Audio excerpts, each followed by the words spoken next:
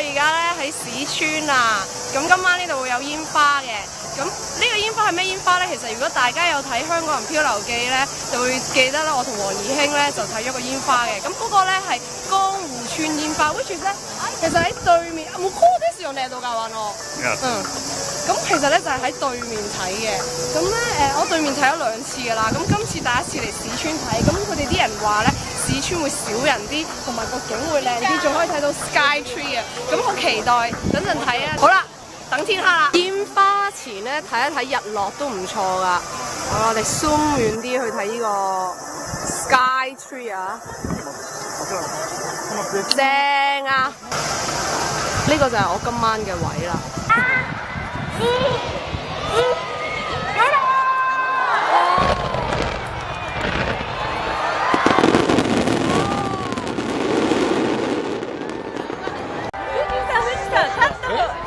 富士山。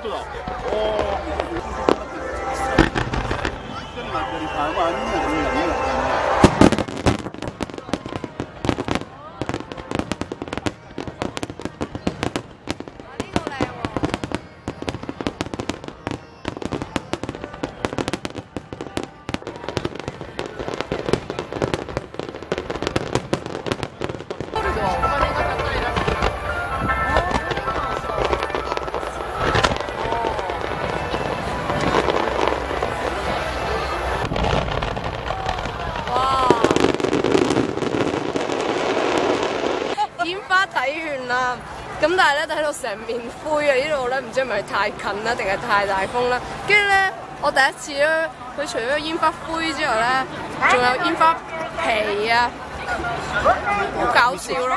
我可能唔係太 recommend 呢個位啦，下次因為睇得好辛苦，入晒眼，唔係好舒服。不過都幾涼嘅。好啦，而家好多人就完咗啦，咁暫時喺度打等，有排唔走住。好辛苦，好啦，就咁，拜拜。